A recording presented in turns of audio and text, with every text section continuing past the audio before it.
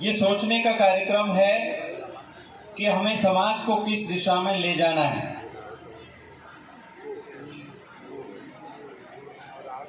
मैं देखता हूं कि मंच से भी कहा गया और हम सब अपने अनुभवों से जानते हैं कि नई पीढ़ी एक दिशा भ्रम की स्थिति में है। कौन सा रास्ता चुने, कौन सा रास्ता बेहतर है, उनके सामने असंख्य चुनौतियां भी हैं, बहुत सारे हीनता बोध और श्रेष्ठता बोध भी हैं।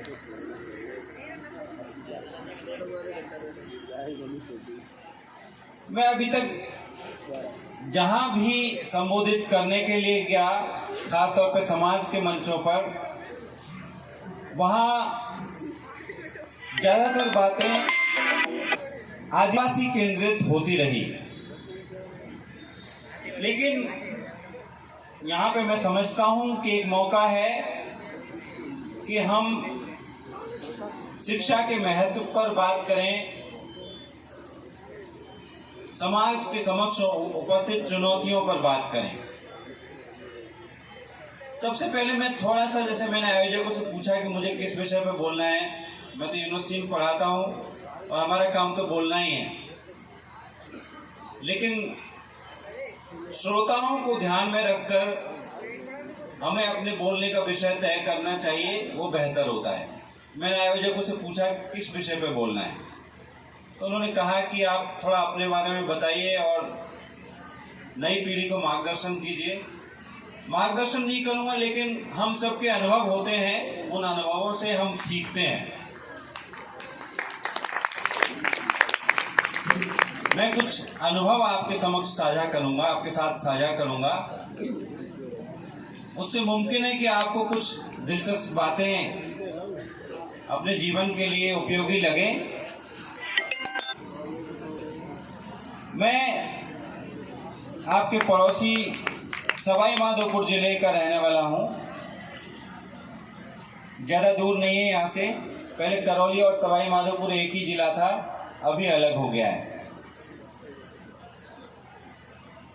शुरू से सरकारी स्कूलों में पढ़ाई की,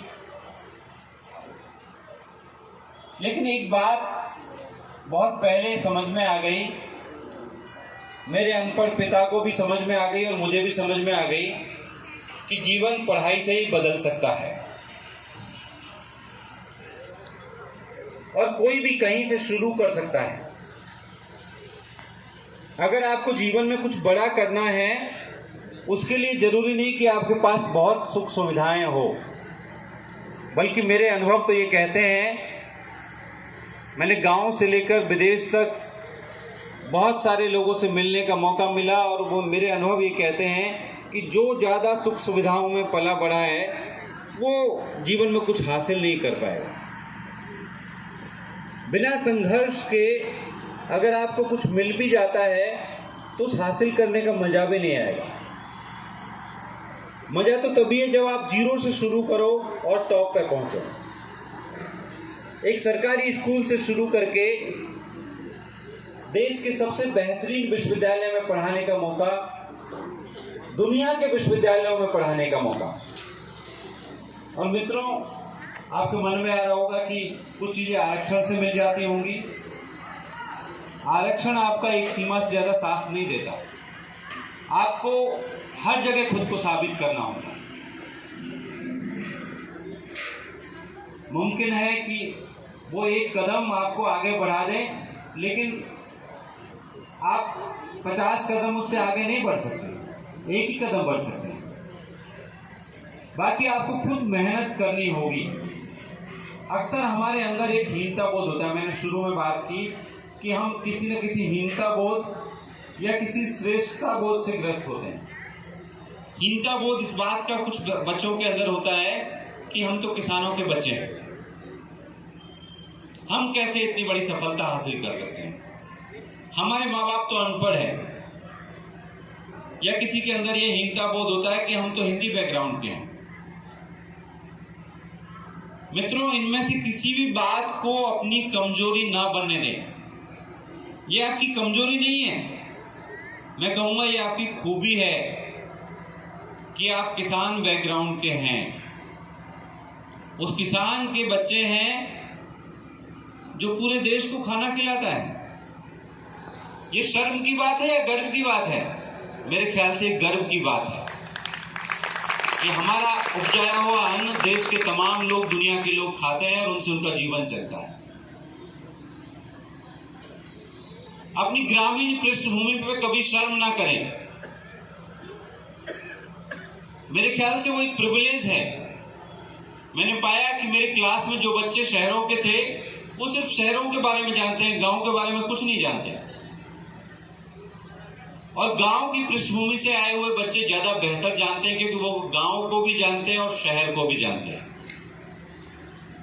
शहर को जानना बहुत आसान है, गांव को जानना ज्यादा मुश्किल है।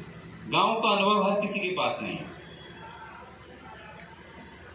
और जब आप कमजोर पृष्ठभूमि से आते हैं, गांव से आते हैं, अनपढ़ परिवार से आते हैं, किसान परिवार से आते हैं, तो एक और प्रिविलेज है, उसको प्रिविलेज समझिए। लोग जिसको कमजोरी समझते हैं कि हमारे पास कुछ नहीं है, मैं कहता हूं आपके पास खोने के लिए कुछ नहीं है और पाने के लिए सारा जहान है, पूरी दुनिया है।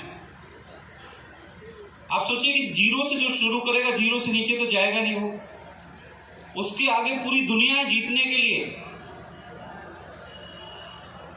मैं अपने प्राइमरी स्कूल को याद करता हूं कि वहां पर क्या था, लेकिन वहां से शुरू करके एक बेहतरीन विश्वविद्यालय में, आप में से मेरे ख्याल से कुछ लोग जरूर जवाहरलाल नेहरू विश्वविद्यालय के बारे में जानते होंगे।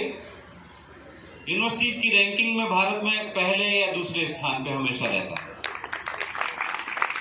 बिना किसी सिफारिश के, बिना किसी जान पहचान के प्रवेश परीक्षा के माध्यम से चयन वहां पे होता रहा है। और मुझे सुखद आश्चर्य हुआ, क्योंकि मैं तो दिल्ली में किसी को नहीं जानता था जब फॉर्म भरा था। मैं बल्कि इस विश्वविद्यालय का नाम भी नहीं जानता था। शुरू में मुझे लगा कि राजस्थान में जो सरकारी कॉलेज है उनके नाम के आगे राजकीय लिखा होता है, मुझे लगा शायद कोई प्राइवेट कॉलेज है जिसका नाम जवाहरलाल नेहरू विश्वविद्यालय है। बाद में पता चला कि न केवल सरकारी बल्कि देश का सर्वश्रेष्ठ विश्वविद्यालय है, जहाँ किसी सिफारिश की आवश्यकता नहीं है, कोई पैसे की आवश्यकता नहीं है, आपकी ईमानदारी, आपकी मेहनत से आपका सिलेक्शन होगा। तभी से मन में प्रण कर लिया कि मुझे इसी विश्वविद्यालय में आगे नौकरी भी करनी है। शुरू में लगता था कि मुझे इतनी अच्छी हिंदी नहीं आती जितने मेरे सहपाठी लोग बोलते हैं। कोई उत्तर प्रदेश से आया, कोई बिहार से आया, कोई कहीं और से आया। लेकिन जब पहले सेमेस्टर के परिणाम आए तो मुझे आश्चर्य हुआ कि मैं औसत से अच्छा कर रहा हूं। जो औसत विद्यार्थी हैं उनसे अच्छे मेरे मार्क्स थे। क्लास में सबसे पहले JRF हुआ, जूनियर रिसर्च फेलोशिप। ये एक फेलोशिप है जो MA करते हुए अगर आप ये परीक्षा पास कर लेते हैं तो आपको MPhil और PhD के लिए, MPhil तो अभी सरकार ने खत्म कर दिया, PhD के लिए 5 साल तक फेलोशिप मिलती है। यानी कि आपको पढ़ाई का कोई बोझ नहीं है। अभी JRF है, उन दिनों में नेशनल फेलोशिप नहीं थी। अब बहुत सारी नेशनल फेलोशिप भी है जो OBC के लिए है, ST के लिए, SC के लिए, माइनॉरिटी के लिए। अभी सरकार उसको बंद करने जा रही है। लेकिन बहुत सारे रास्ते हैं जो आपकी मदद करेंगे। आपको एक सीमा के बाद में घर से आर्थिक मदद लेने की जरूरत नहीं है। और निश्चित तौर पर पहले भी कहा गया और मैं भी कहूंगा कि जीवन में लक्ष्य हमेशा बड़ा बनाएं। अगर आप सोचेंगे कि मुझे स्कूल टीचर बनना है तो जीवन में उससे बड़ा कभी नहीं कर पाएंगे।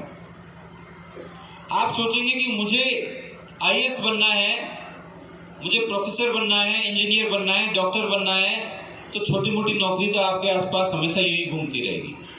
बड़ा लक्ष्य बनाइए, बड़ा सोचिए। आप सोचिए कि मुझे नासा में जाना है, अगर आपकी साइंस में रुचि है तो इसरो में तो आप आराम से पहुंच ही जाएंगे। हमेशा बड़ा लक्ष्य बनाइए।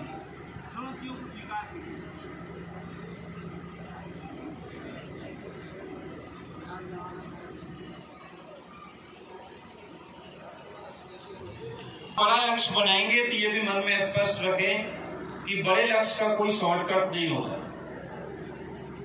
कोई सीधा रास्ता नहीं होता। बड़े लक्ष्य का बड़ा ही रास्ता होता है। मैं देखता हूं कि कई लोग ये सोचते हैं कि परीक्षा से पहले कहीं से पेपर मिल जाए, पैसे खर्च करने को तैयार रहते हैं। अगर आप पेपर खरीद करके परीक्षा पास करना चाहते हैं तो जीवन में कभी बड़ा नहीं कर सकते। बहुत सारे लोग हैं जो कर लेते हैं ऐसा कि वो परीक्षा पास कर जाते हैं पर वो वहीं रह जाते हैं या फिर जेल में होते हैं। बड़ा लक्ष्य बनाएं तो उसके लिए संघर्ष के लिए भी तैयार रहें, क्योंकि शॉर्टकट्स छोटे लक्ष्य के लिए आपके काम आ सकते हैं कि आपको कांस्टेबल बनना है, आपको थर्ड ग्रेड टीचर बनना है, आपको क्लर्क बनना है, और आपने कहीं घूस दी, कहीं सिफारिश लगाई और आपकी जैसे तैसे नौकरी लग गई, लेकिन आप सर्वश्रेष्ठ नहीं कर सकते। ये शॉर्टकट्स आपकी बहुत मदद नहीं कर सकते। कई बार हम अपनी भाषाई बैकग्राउंड को लेकर के हीनता बोध से ग्रस्त होते हैं। ये सोचते हैं हम कि हमें तो अंग्रेजी नहीं आती या फला भाषा नहीं आती, हम जीवन में क्या कर पाएंगे। मित्रों, कोई भी भाषा सीखना मुश्किल नहीं है, और आपकी मातृभाषा से बड़ी कोई भाषा नहीं है। दो चीज होती है, एक विषय ज्ञान, एक भाषा ज्ञान। अगर आप विषय ज्ञान में अच्छे हैं, आप केमिस्ट्री पढ़ते हैं, आप केमिस्ट्री में अच्छे हैं, तो आपकी अंग्रेजी अच्छी ना हो तो भी काम चल जाएगा। आप अंग्रेजी सीख लेंगे, लेकिन अगर आपको केमिस्ट्री नहीं आती तो अंग्रेजी जानने से काम नहीं चलेगा। इसलिए विषय ज्ञान को हमेशा तवज्जो दीजिए, और हर भाषा सीखी जा सकती है। ये हिंदी हमको आसान लगती है। आप विदेशियों से पूछिए क्या हिंदी आसान भाषा है, वो कहेंगे बहुत मुश्किल भाषा है। मुझे अंकारा विश्वविद्यालय में पढ़ाने का अवसर मिला और तुरीन विश्वविद्यालय में इटली में पढ़ाने का अवसर मिला। विद्यार्थी ये पूछते थे कि बस क्यों आती है और ट्रक क्यों आता है। अब हिंदी हमारी मातृभाषा है तो हम समझते हैं बस आती है और ट्रक आता है, लेकिन एक विदेशी को ये बात समझना बहुत मुश्किल है। अंग्रेजी में इतने जेंडर की और दूसरी समस्याएं ग्रामर की नहीं है। अंग्रेजी सीखना बहुत आसान है हिंदी की तुलना में। हिंदी हम अपने परिवेश से सीख जाते हैं, इसलिए हिंदी हमको आसान लगने लगती है। लेकिन आप जीरो से शुरू करेंगे तो अंग्रेजी भी बहुत आसान है। दुनिया की और भाषाएं भी सीखी जा सकती हैं। इसलिए भाषाई पक्ष को कभी अपनी कमजोरी मत बनने दीजिए। आप सोचिए, मैं भी आपके पास के गांव से निकल करके मुझे अंकारा और तुरीन में पढ़ाने में कोई दिक्कत नहीं हुई। मुझे अंतर्राष्ट्रीय संगोष्ठियों में बोलने में कोई दिक्कत नहीं होती। मुझे हिंदी और अंग्रेजी के चैनलों में बोलने में कोई दिक्कत नहीं होती। पहली बार गया, पहले दिन जब क्लास अटेंड की तो मुझे लगा कि मुझे ऐसी हिंदी नहीं आती जैसे मेरे अध्यापक बोलते हैं या सहपाठी बोलते हैं, लेकिन सब कुछ सीखा जा सकता है। और अपनी भाषा को लेकर कभी हीनता बोध मत करिए। शुरू में मुझे जैसे न्यूज चैनल वाले बुलाते थे, टाइम्स नाउ अंग्रेजी का चैनल है, हिंदी के चैनलों ने बहुत बुलाया, आज तक, जी न्यूज वगैरह, तो अंग्रेजी के चैनलों ने बुलाना शुरू किया। शुरू में मुझे संकोच होता था कि अंग्रेजी के चैनल पर कैसे बोलूंगा। शुरू में मैंने हिंदी में ही बोला। आपकी बात महत्वपूर्ण होनी चाहिए, जो बात आप कहने जा रहे हैं। भाषा कभी बाधा नहीं बनती, उसके लिए ट्रांसलेटर तैयार हो जाएंगे, या आपके दर्शक को, आपके श्रोता को उसी भाषा में सुनना पड़ेगा। दुनिया के सबसे बड़े विचारक जितने भी हुए हैं, अगर आप टॉप 10 का नाम ले, उन्होंने अपनी मातृभाषाओं में काम किया, अंग्रेजी में काम नहीं किया। आपने जरूर कार्ल मार्क्स का नाम सुना होगा। कार्ल मार्क्स की भाषा जर्मन थी, अंग्रेजी नहीं। उन्होंने जर्मन में लिखा सब कुछ, क्योंकि उन्होंने महत्वपूर्ण लिखा, इसलिए उनके जीते जी दुनिया की सारी भाषाओं में ट्रांसलेशन होंगे। आप अच्छा करेंगे तो आपके विचार दुनिया की सारी भाषाओं में पहुंच जाएंगे, दूसरी भाषाओं के लोग आपकी भाषा सीखना चाहेंगे। एक अफ्रीकी मूल के लेखक हैं नगुगिवा थोंगो। उनको पढ़ने के लिए दुनिया तरसती है और वो अपनी मातृभाषा में लिखते हैं। उनको अंग्रेजी में लिखने की जरूरत नहीं पड़ती। वो कहते हैं अंग्रेजी उपनिवेश की भाषा है, मैं इसमें क्यों लिखूंगा। भाषा की डिबेट एक अपनी जगह अलग है, पर भाषा को कभी अपनी कमजोरी ना बनने दें। आप हर भाषा सीख सकते हैं, उसमें बोल सकते हैं, उसमें लिख सकते हैं, उसमें काम कर सकते हैं। जो लोग आज अगर अमेरिका के विश्वविद्यालयों में आप जाएं, नासा में आप जाएं, मेरे ख्याल से अमेरिका का कोई विश्वविद्यालय नहीं होगा जिसमें भारतीय अध्यापक नहीं है। कोई विश्वविद्यालय नहीं है। सब में, चाहे वो MIT हो या हार्वर्ड हो या कैलिफोर्निया हो या बॉस्टन हो, हर यूनिवर्सिटी में भारत के लोग भरे हुए हैं। क्या वो अंग्रेजी बोलते हुए पैदा हुए? नहीं, वो भारतीय भाषाओं से वहां तक पहुंचे और दुनिया के शीर्ष विश्वविद्यालयों में पढ़ाते हैं। ऑक्सफोर्ड, कैम्ब्रिज में भारत के लोग भरे हुए हैं। नासा में भारत के लोग हैं। फेसबुक के और ट्विटर के हेड भारत के लोग हैं। गूगल के हेड भारत के लोग हैं। कैसे? अगर वो सोचते कि हमें अंग्रेजी नहीं आती, हमारी मातृभाषा अंग्रेजी नहीं है, तो क्या वो आगे बढ़ पाते? नहीं। भाषा को उन्होंने अपनी कमजोरी नहीं बनने दिया। आज जितने भी सफल लोग हैं उनका बैकग्राउंड देखिए। अब धीरे धीरे थोड़ा सिनेरियो बदल रहा है कि IAS का बेटा भी IAS बन जाता है, लेकिन आज से 10, 15, 20 साल पहले आप लोग जानते होंगे, जो भी लोग बड़े पदों पर पहुंचते सब किसानों के बच्चे हैं, मजदूरों के बच्चे हैं। आपके पास दोहरे अनुभव है, आपके पास गांव का भी अनुभव है, आपके पास शहर का भी अनुभव है, किसान का भी अनुभव है। मेहनत भी कर सकते हैं, आप पढ़ भी सकते हैं, संघर्ष भी कर सकते हैं। इसको कभी अपनी कमजोरी मत बनने दीजिए। और निश्चित तौर पे हमें अपने समाज को बुराइयों से बचाना है। अब ये सामान्य रोग हो चुका है कि गांव-गांव में नशे की लत हर जगह पे, क्योंकि कुछ लोग आगे बढ़ जा रहे हैं, उनके अच्छे जॉब हो जा रहे हैं, बाकी लोग जो नहीं बढ़ पा रहे वो निराशा में नशे की तरफ चले जा रहे हैं। मित्रों, निराश होने की आवश्यकता नहीं है। जो हमारी नई पीढ़ी अगर नशे की तरफ जाती है तो उसको सही रास्ता दिखाने की जिम्मेदारी हम सबकी है। खास तौर पर जो पढ़ लिख चुके हैं, जो अच्छे पदों पर हैं, जो सफल माने जाते हैं, उनको वापस अपने गांव लौटने की आवश्यकता है। होता क्या है कि हम सफल होने के बाद गांव को भूल जाते हैं, वहां वापस नहीं जाते, क्योंकि गांव के प्रति हमारे मन में हीनता बोध है। हम सोचते हैं कि हमारी आइडेंटिटी हमारे पद से होनी चाहिए, हमारी पहचान हमारे पद से होनी चाहिए, ना कि गांव से। इसलिए हम वापस लौटना नहीं चाहते। मित्रों, हमें वापस लौटने की जरूरत है। नई पीढ़ी को हमारी जरूरत है, उसको हमारे मार्गदर्शन की जरूरत है कि हम वापस लौट करके उसको सही रास्ता दिखाएं। हमारा समाज भी भटक चुका है। ये दहेज की समस्या मूल रूप से हमारी समस्या नहीं है, लेकिन हमारे समाज को ये घेरती चली जा रही है।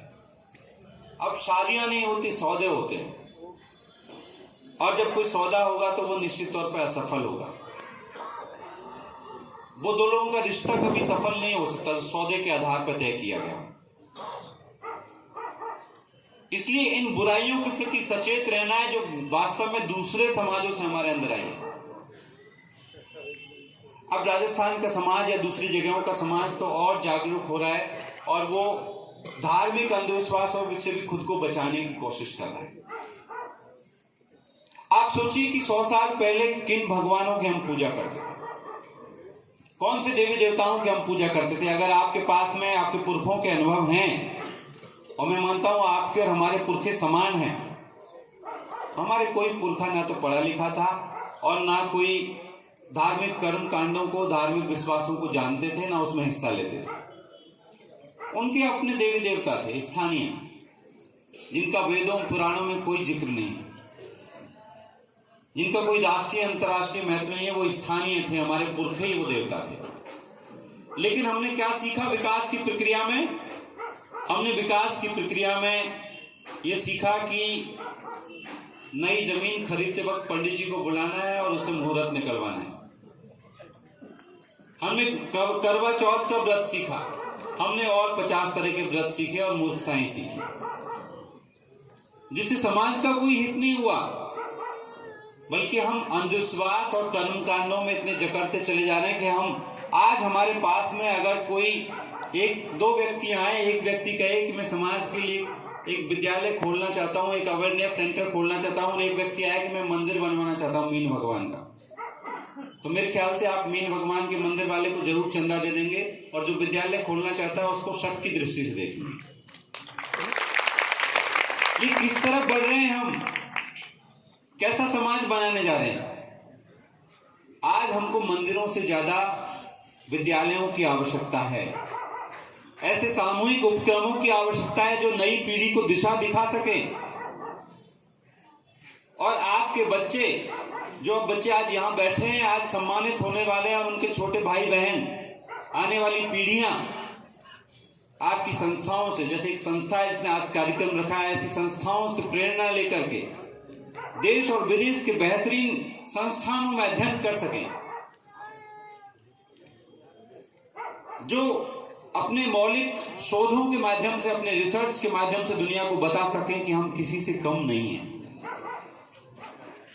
जैसे प्रशासनिक क्षेत्र में हमारे समाज के लोगों ने साबित किया। आज अगर आप राजनेताओं से पूछें कि आपको एक सेक्रेटरी चाहिए, सचिव चाहिए, तो आप किसको चुनेंगे? वो मीनाओं पर भरोसा करते हैं कि ये ज्यादा ईमानदार है और ज्यादा मेहनती हैं, ज्यादा अच्छा मार्गदर्शन कर सकते हैं। ऐसे मित्रों, हमें हर जगह, हर क्षेत्र में अपनी विद्वता से, अपनी मेहनत से वो विशेष मुकाम हासिल करना है जिसमें कोई हमारी प्रतिभा पर सवाल ना खड़ा कर सके, क्योंकि एसटी और ओबीसी से फर्क नहीं पड़ता।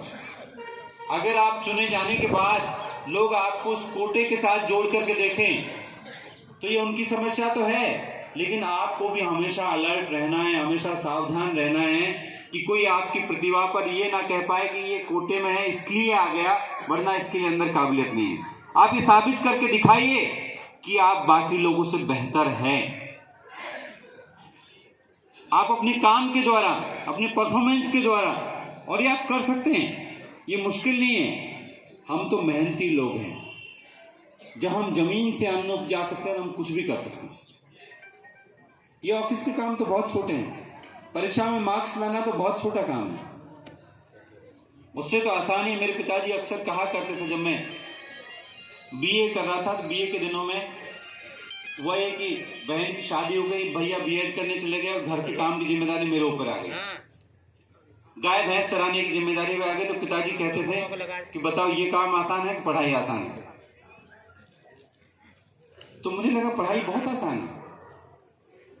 गाय भैंस चराने, खेती करने, और रात भर, जैसे आजकल सिंचाई का दौर चल रहा है, सरसों में पानी दे रहे हैं, तो सबके पास तो पानी की व्यवस्था नहीं है जिससे आप सिंचाई के लिए पानी लेंगे, वो आपकी बारी रात में ही आएगी। अब दिसंबर और जनवरी की रात में अगर आप खेत में पानी देने के लिए जाएंगे, तो मेरे ख्याल से पढ़ाई उससे बहुत आसान है, बहुत ही आसान है। तो अपनी नई पीढ़ी को ये बात समझाइए कि हमारे पुरखे कितने मेहनती है, उन्होंने इस धरती को इस काबिल बनाया कि वो अन्न उपजा सके और पूरी दुनिया का पेट भर सके। तो हम कुछ भी कर सकते हैं, हमारे अंदर वो क्षमता है। वो क्षमता को, उस भीतरी शक्ति को हमेशा अपने अंदर साथ में रखिए, उस प्रेरणा को अपने साथ रखिए, अपने पुरखों से, अपने बड़ों से प्रेरणा लीजिए और एक संवाद कायम करने की कोशिश कीजिए। मुझे पता चला कि लोगों के बीच में आपस में संवाद की कमी है, उस संवाद को हमेशा जारी रखना है। अपने समाज के भीतर दूसरे समाजों के साथ और दूसरे वंचित समुदायों के साथ, सबके साथ संवाद करना है और ये साबित करना है मिलकर के कि हम किसी से कम नहीं है और बेहतर से बेहतर प्रदर्शन करके एक नया मुकाम हासिल कर सकते हैं। और इसी दिशा में हमें आने वाली पीढ़ियों को आगे बढ़ाना है। तो निश्चित तौर पर हम एकजुट होकर के उस ऊंचाई को हासिल कर पाएंगे जो हम सबका सपना है। आने वाली पीढ़ियों के लिए एक सुनहरा भविष्य हम देकर जाएंगे। बहुत बहुत धन्यवाद।